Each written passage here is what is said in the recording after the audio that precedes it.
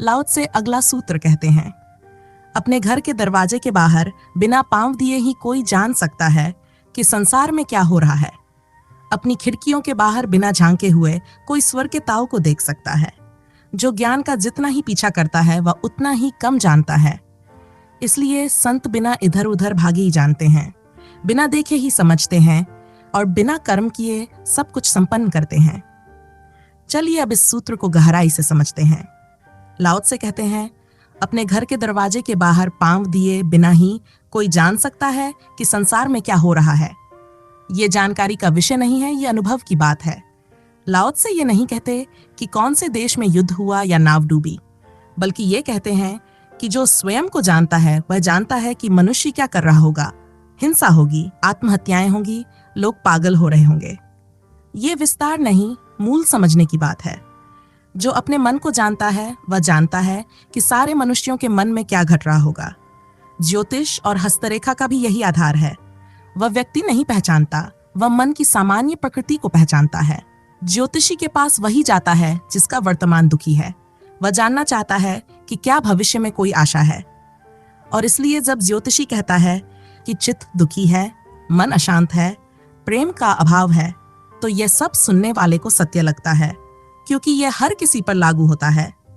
किसी से भी कहो कि तुम भला करते हो और लोग तुम्हारे साथ बुरा करते हैं, हर व्यक्ति कहेगा हाँ यह सही है, लेकिन कोई कभी नहीं कहता कि मैं बुरा करता हूं और लोग मेरे साथ अच्छा करते हैं।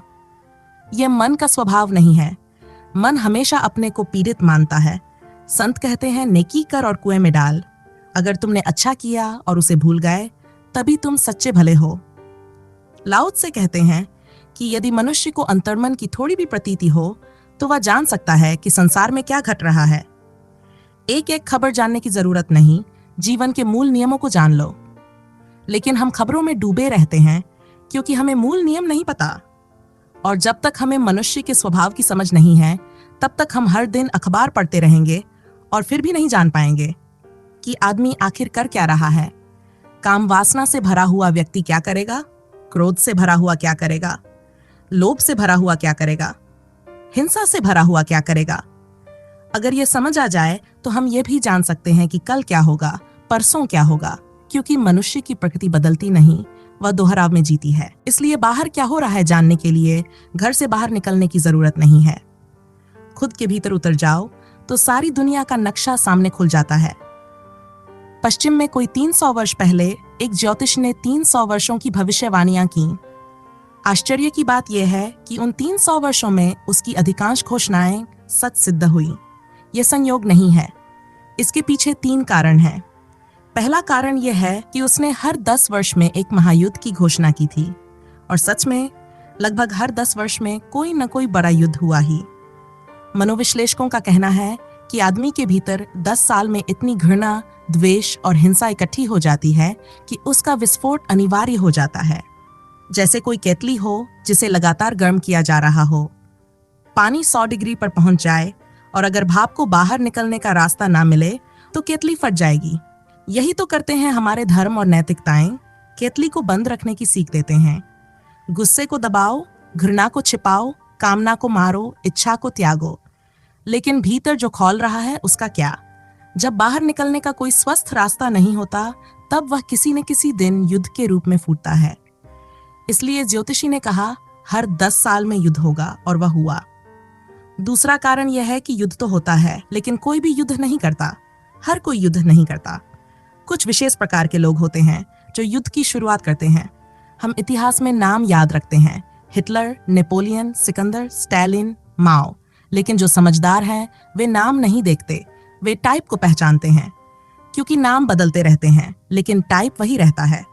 हिटलर और स्टालिन 2 नाम हैं लेकिन भीतर से दोनों एक ही ढांचे के व्यक्ति हैं। नेपोलियन और सिकंदर अलग अलग युग, अलग अलग देश, लेकिन भीतर की आकांक्षा एक जैसी, सत्ता, विस्तार और नियंत्रण की।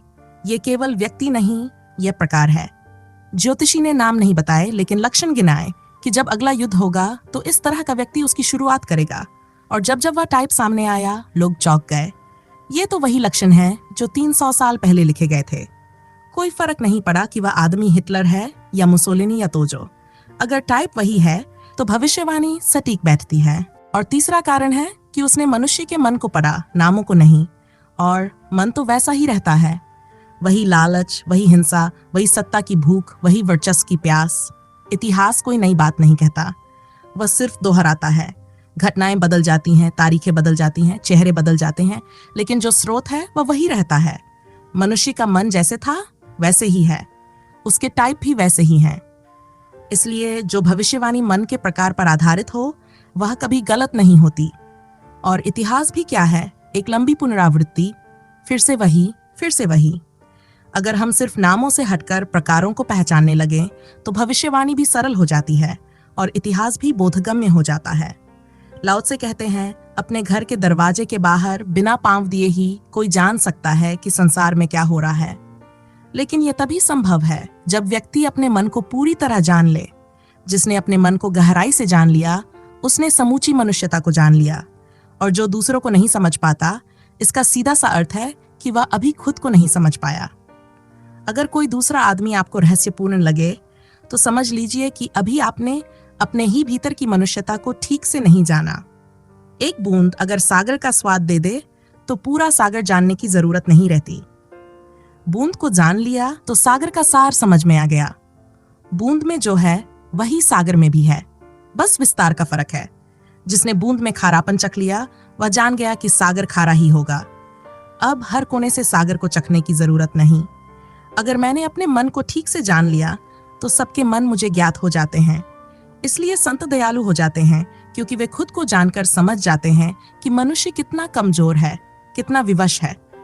और जो संत क्षमा नहीं कर पाता, समझना चाहिए कि वह अभी संत नहीं हुआ, उसे अभी मनुष्य की मजबूरी का ज्ञान नहीं है।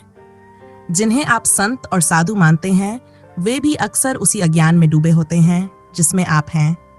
वे आपकी भूलों पर क्रोधित हो जाते हैं, आपको अपराधी मानते हैं, दंड देना चाहते हैं, क्योंकि उन्हें खुद अपने भीतर की भूलें दिखाई नहीं देती। उन्होंने अपनी कमजोरियों को इतने गहरे दबा दिया है कि उनसे संपर्क टूट गया है। जो अपने को जान लेता है वह जानता है कि जो भी अपराध दूसरे कर सकते हैं वह स्वयं भी कर सकता था। तब किसी को दंडित करने की, निंदा करने की या उसे नरक भेजने की बात निरर्थक हो जाती है, क्योंकि बुरा भी मेरे भीतर है और भला भी, राम भी मेरे भीतर है और रावण भी, बुद्ध भी मैं हूँ और हिटलर भी मैं ही हूँ। और ये युद्ध कहीं बाहर नहीं हो रहा, ये भीतर ही चल रहा है।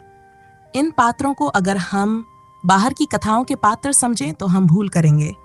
ये तो हमारे ही मन के हिस्सों के नाम हैं, और जब दोनों मेरे ही हैं तो राम की पूजा और रावण की निंदा दोनों व्यर्थ हो जाते हैं।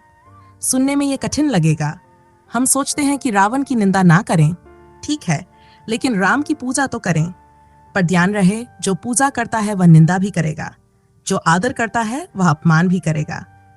जो महावीर का सम्मान करता है वह रावण का तिरस्कार किए बिना नहीं रह सकता। परम संत ना किसी की निंदा करता है ना प्रशंसा, उसके शब्द ही होते हैं, मूल्य नहीं। वह कहेगा, पानी नीचे की तरफ बहता है, इसमें ना सम्मान है ना निंदा, बस एक सत्य की सूचना है। आग जलाती है या आलोचना नहीं है, यह तथ्य है। जैसे जैसे कोई व्यक्ति अपने मन को समझता जाता है वह जानने लगता है कि सारा जगत एक ही मनुष्यता का विस्तार है, थोड़े बहुत फाड़कर के साथ, फर्क डिग्रियों में है। लेकिन जो गर्मी को जान ले वह हर डिग्री को समझ सकता है। लेकिन अपने मन को जानना कोई छोटी बात नहीं है, ये भी एक पूरा ब्रह्मांड है। अगर कोई व्यक्ति अपने मन के सूक्ष्म रेशों को पहचानने लगे तो वह विराट अस्तित्व में प्रवेश कर जाता है। मनोवैज्ञानिक कहते हैं कि इस छोटे से मन में समूचे विकास की स्मृति छिपी है।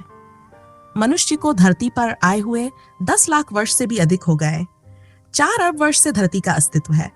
इन सब वर्षों में जो कुछ घटा है उसके सारे संस्कार, सारे चिन्ह हमारे मन में मौजूद हैं। मनुष्य अकेली इकाई नहीं है, वह एक श्रृंखला का हिस्सा है। उससे पहले पशु है, उनसे पहले पौधे, उनसे पहले मिट्टी और खगोल।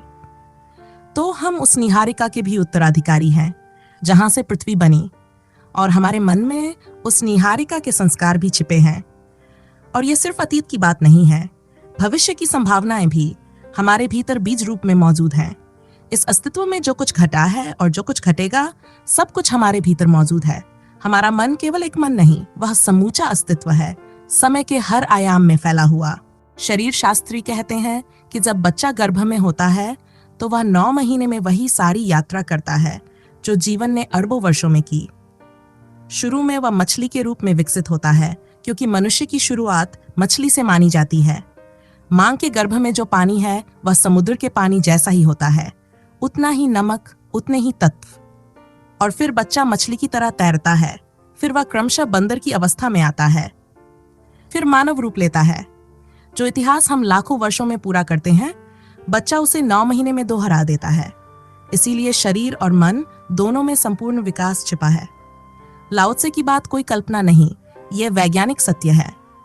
अगर कोई अपने शरीर, मन और आत्मा की पूरी परिधि को समझ ले तो वह जान सकता है संसार में क्या हो रहा है, क्या हुआ है और क्या होने वाला है। पश्चिम के वैज्ञानिक प्रयोगशालाओं में खोज करके जहां पहुंचे हैं, पूरब के योगी ध्यान और आत्मग्रहण से वहीं पहुंचे हैं, और उनके निष्कर्ष लगभग एक जैसे हैं। तरीका अलग है, लेकिन सत्य वही है। डार्विन ने कहा कि आदमी पशुओं से विकसित हुआ है। ये बात पश्चिम में भूचाल बन गई। खासकर ईसाईयत में बहुत विरोध हुआ, क्योंकि ईसाइयों ने सदियों से यह मान रखा था कि मनुष्य परमात्मा की संतान है, ईश्वर स्वयं उसका पिता है। और अब डार्विन ये कह रहा है कि आदमी का पिता बंदर है। ये बात बेहद अपमानजनक लगी। एक और जहां आदमी को देवताओं से थोड़ी ही दूरी पर माना गया था, वहीं अब वह सीधे बंदरों की पंक्ति में खड़ा हो गया। लेकिन यह विरोध इसलिए हुआ क्योंकि ईसाईयत के पास ध्यान, योग और आत्म अनुभव की कोई गहरी परंपरा नहीं थी। यह एक क्रियाकांडी धर्म रहा है, बाहरी पूजा, बाहरी नियमों पर आधारित। उनके पास ऐसा कोई आंतरिक विज्ञान नहीं था जैसा भारत के योगियों, बौद्धों, जैनों और संतों के पास रहा है। भारत में अगर डार्विन ने यह बात कही होती तो किसी ने विरोध नहीं किया होता, क्योंकि हमारे यहाँ तो हजारों वर्षों से यही कहा जा रहा है कि मनुष्य अनेक योनियों से गुजर कर बना है। 84 लाख योनियों की बात हम हमेशा से कहते आए हैं। कीट पतंगे, जीव जंतु, जलचर थलचर, पक्षी, पशु, हर जीवन रूप में चेतना ने यात्रा की है, और ये लंबी यात्रा पूरी करने के बाद ही वह मनुष्य बनी है। डार्विन तो केवल एक छोटे से टुकड़े की बात कर रहा था कि मनुष्य बंदर से आया, और हम तो कहते हैं कि मनुष्य की चेतना ने 84 लाख योनियों का सफर तय किया है।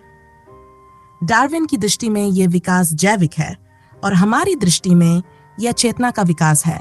पश्चिम ने यह जानने की कोशिश प्रयोगशाला में की, कंकाल, डीएनए और रासायनिक सूत्रों के जरिए, और हमने ये जानने की कोशिश की है ध्यान से, आत्म अवलोकन से, अपने मन में उतरकर, क्योंकि जो कुछ भी मनुष्य ने जिया है वह सब उसके मन में अभी भी सुरक्षित है। हमारे योगियों ने कहा है कि मनुष्य के मन में 84 लाख योनियों के संस्कार मौजूद हैं। उसकी चेतना पर अब भी उन जीवनों की धूल जमी हुई है। मनुष्य की मनोवृत्तियों में अभी भी पशु छिपे हैं। हमने किसी लैब में जाकर यह सिद्ध नहीं किया, हमने अपने ही भीतर उतरकर यह जाना कि हम कहां कहां से गुजरे हैं। मनुष्य के मन की एक बूंद को ध्यान से देखकर हमने देखा है कि उसमें अनंत जन्मों की झलक छिपी है। इसलिए जो डार्विन ने कहा वह हमारे लिए नया नहीं था, बल्कि हम तो उससे बहुत आगे की बात पहले ही कह चुके थे। डार्विन ने शरीर के विकास की बात की, हमने चेतना के विकास की, और चेतना के स्तर पर मनुष्य अभी भी अपनी पूरी यात्रा को भीतर लिए हुए चलता है, जानी अनजानी, दृश्य अदृश्य। जिसने अपने मन को देख लिया, उसने देख लिया कि वह एक लंबी यात्रा की परिणति है, और वह यात्रा अभी खत्म नहीं हुई। चेतना अभी भी आगे जा रही है, और जाने कितनी और योनियों से गुजरनी है। ये विकास की सतत धारा है, और मनुष्य उसका एक पड़ाव भर है, ना आदि ना अंत। लाओ त्से आगे कहते हैं, अपनी खिड़कियों के बाहर बिना झांके कोई स्वर्ग के ताव को देख सकता है। ये बात केवल प्रतीक नहीं है, ये एक अनुभव की संभावना है। लाओ त्से कह रहे हैं कि बाहर झांके बिना दरवाजा खोले कोई जीवन के उस मूल स्रोत को जान सकता है, जहां से आनंद की पहली किरण फूटती है, जहां से सारा संगीत और सारा रस उत्पन्न होता है। ये जानना बाहर की खोज से नहीं, भीतर की यात्रा से संभव है।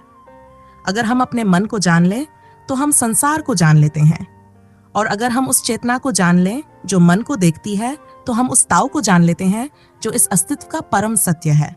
लेकिन विडंबना यह है कि हम अभी तक मन से भी परिचित नहीं हैं, और चेतना तो मन के पीछे है। वह तत्व है जो विचारों को देखता है, जो अनुभवों का साक्षी है। एक पश्चिमी वैज्ञानिक डेलगारो ने एक प्रयोग किया जिसमें उसने पाया कि मस्तिष्क के किसी विशेष हिस्से में जब विद्युत प्रवाहित की जाती है तो पुरानी स्मृतियां जागने लगती हैं। स्मृति सिर्फ विचार नहीं बनती, बल्कि ऐसा अनुभव होता है जैसे वही पल फिर से जीवंत हो गया हो। स्मृति का वह हिस्सा फिर से चलने लगता है, जैसे किसी पुराने टेप को फिर से बजा दिया गया हो। शुरुआत में मरीज इन स्मृतियों के साथ पूरी तरह जुड़ जाते थे, लेकिन जैसे जैसे प्रयोग दोहराया गया, वैसा अनुभव होने लगा जैसे वे इन स्मृतियों से अलग हो गए हों, जैसे कोई फिल्म पर्दे पर चल रही हो और वे सिर्फ दर्शक हों। ये दूरी ही साक्षी भाव है। ये वही स्थिति है जिसे उपनिषदों ने साक्षी का आनंद कहा है। वही स्थिति है जिसे लाओ त्से ताओ की अनुभूति कहते हैं। जब मन देखा जाता है तो मन से संबंध टूटता है और चेतना जागती है, और चेतना का ये जागरण ही परम सुख है, स्वर्ग है। अगर हम मन को पूरी तरह समझ लें तो हम इस संसार को समझ सकते हैं, और अगर हम चेतना को समझ लें तो ब्रह्म को, परमात्मा को, ताओ को जान सकते हैं, क्योंकि हर मनुष्य अपने भीतर पूरी सृष्टि की झलक लिए हुए है। उसकी परिधि संसार है और उसका केंद्र ब्रह्म है। लेकिन इन दोनों को जानने के लिए दो रास्ते हैं। मन को समझना हो तो विश्लेषण जरूरी है। एक एक भाव, एक एक वृत्ति को देखना होगा कि वह कैसे उठती है, कहाँ जाती है और क्या परिणाम लाती है। जैसे किसी वृक्ष को बीज से लेकर फूल तक पहचानना हो, वैसे ही मन की हर भावना को जड़ों से लेकर उसकी पूरी प्रक्रिया तक देखना होगा। ये विश्लेषण, ये मंथन, ये ध्यान ही मन को समझने का मार्ग है। और जिसने मन को समझ लिया वह जान जाता है कि ये वही मन है जो सब मनुष्यों में है। और अगर आपने अपने मन के नियम समझ लिए तो आप पूरे समाज, पूरे संसार के नियम समझ सकते हैं। अपने मन की कोई एक भावना को पकड़िए, जैसे गुस्सा।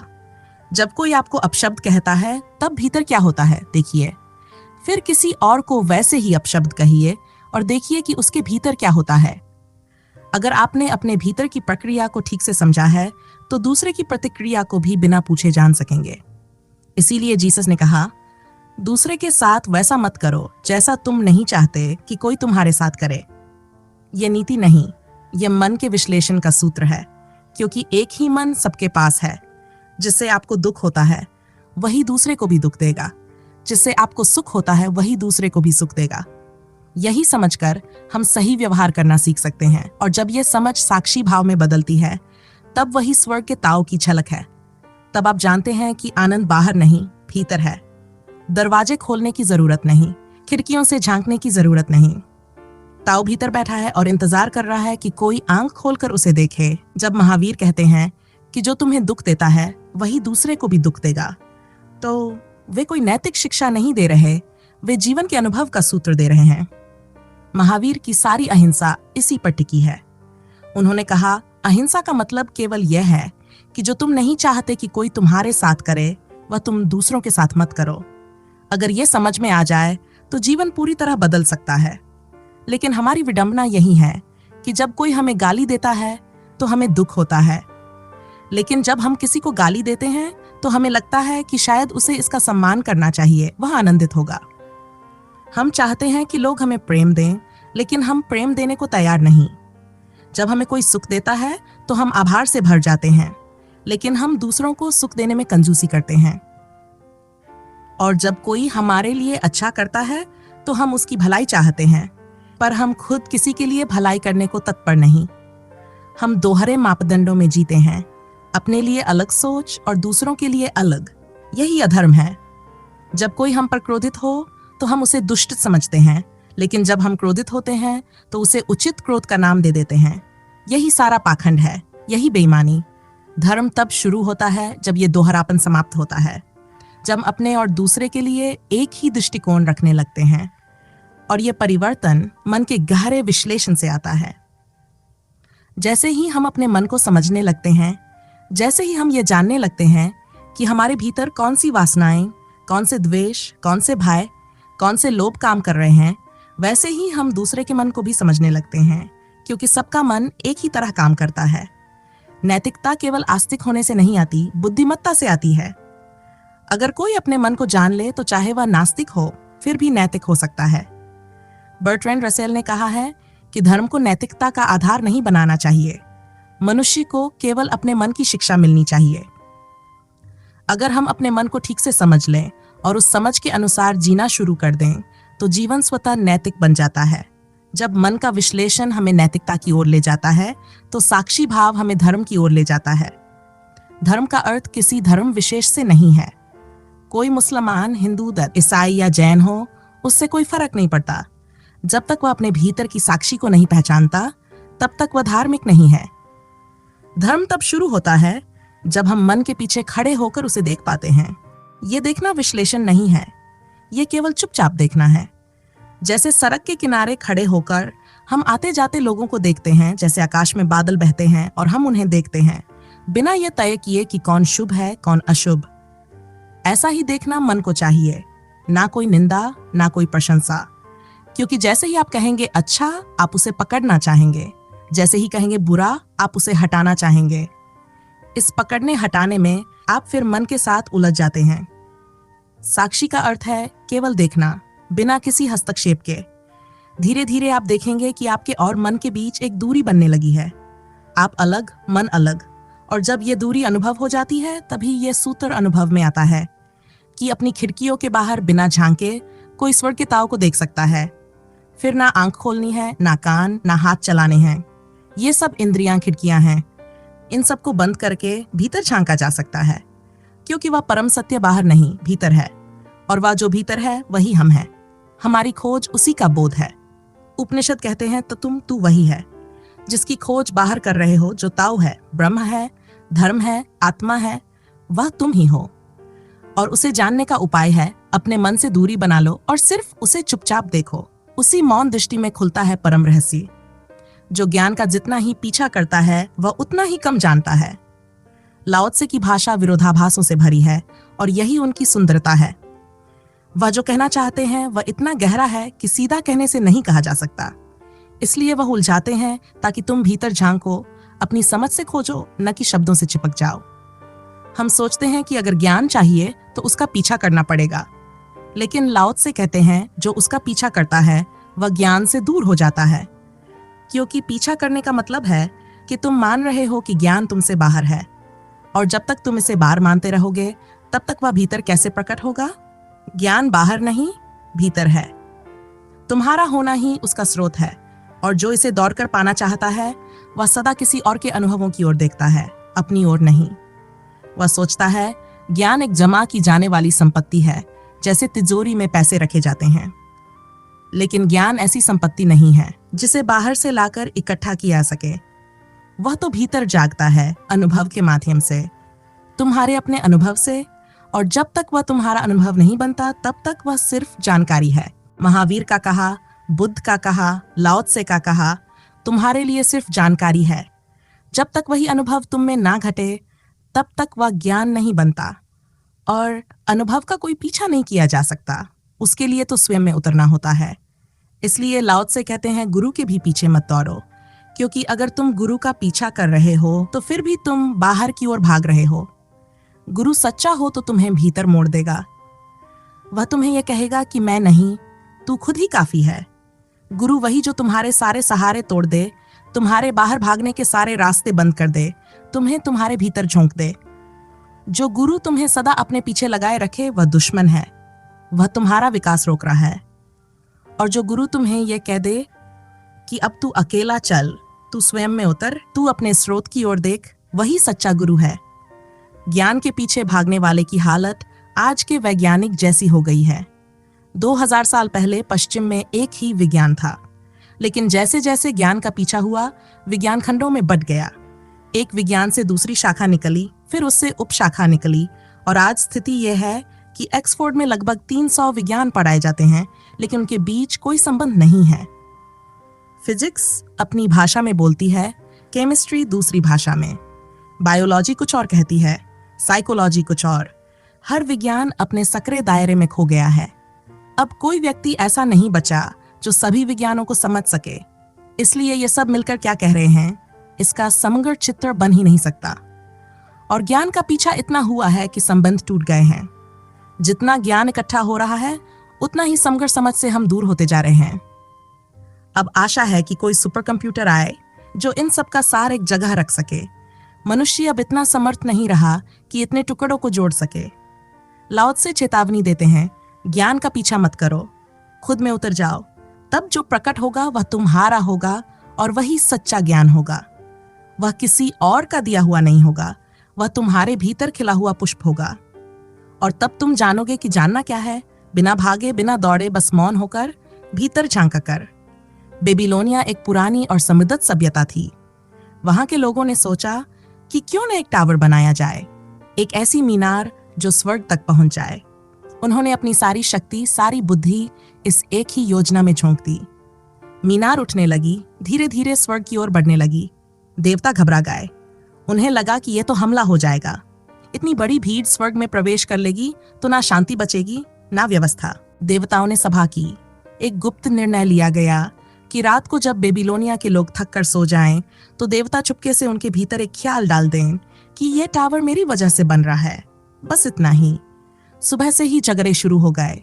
हर कोई कहने लगा, मैंने बनाया, ये मेरी मेहनत है। मारपीट होने लगी, खून तक बहा। टावर वहीं रुक गया और धीरे धीरे पूरी सभ्यता ही नष्ट हो गई। कहानी प्रतीकात्मक है, लेकिन इसमें गहरी बात छिपी है।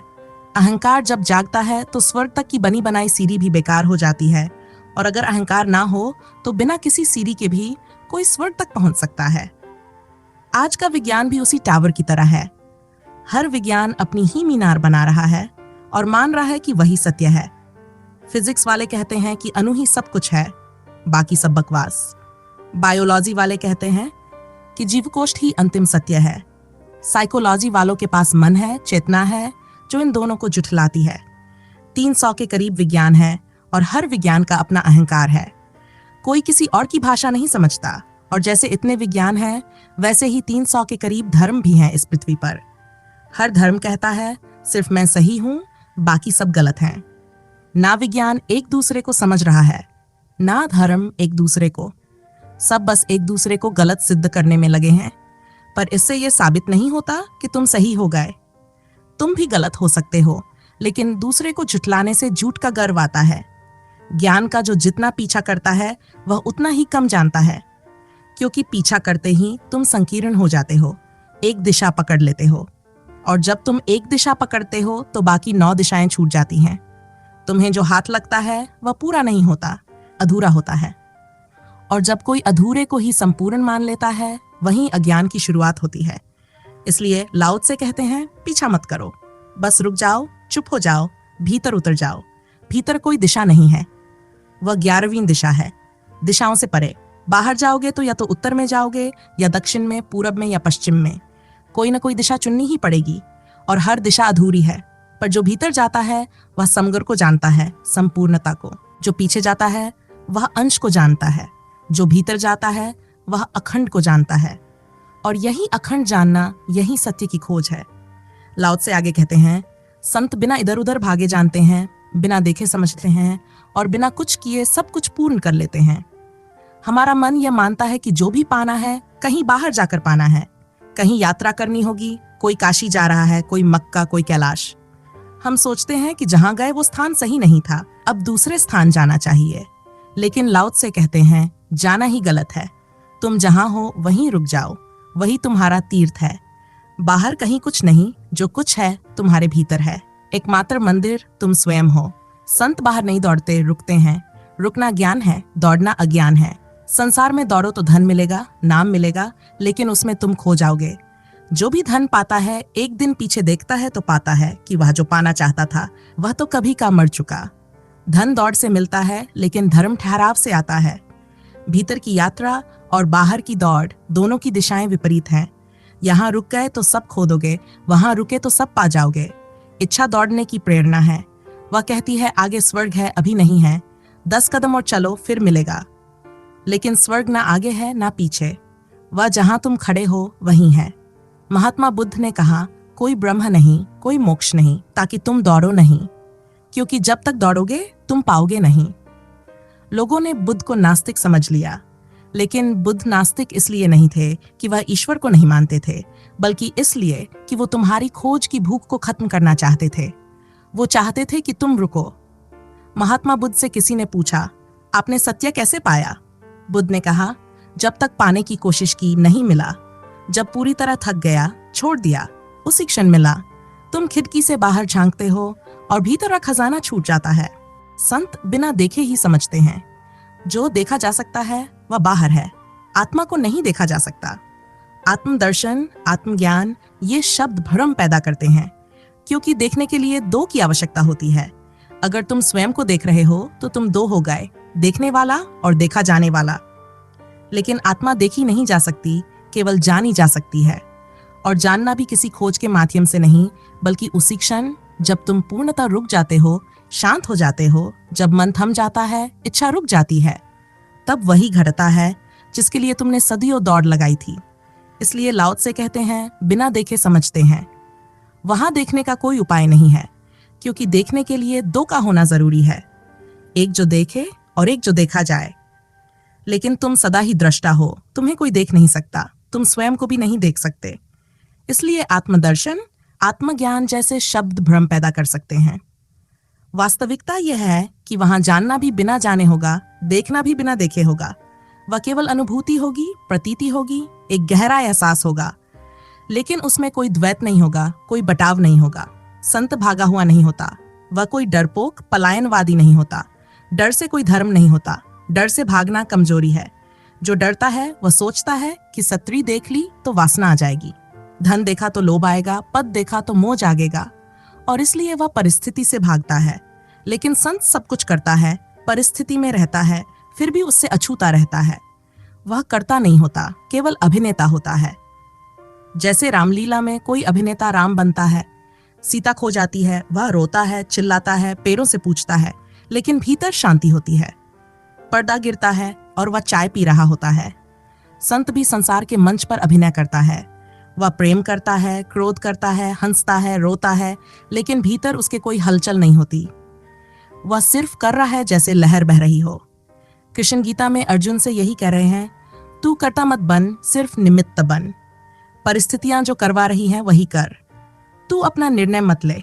लाओ त्से कहते हैं, संत बिना कर्म किए सब कुछ संपन्न करते हैं, क्योंकि उनका करना अस्तित्व से होता है, स्वयं से नहीं।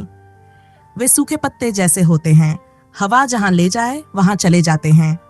अभिनेता हर दिन नया पात्र निभा सकता है, कभी राम, कभी रावण, कभी हनुमान, क्योंकि वह पात्रों से जुड़ा नहीं होता, इसलिए उसकी शक्ति नष्ट नहीं होती, वह थकता नहीं। लेकिन जो करता होता है वह थोड़े से कर्म में ही थक जाता है।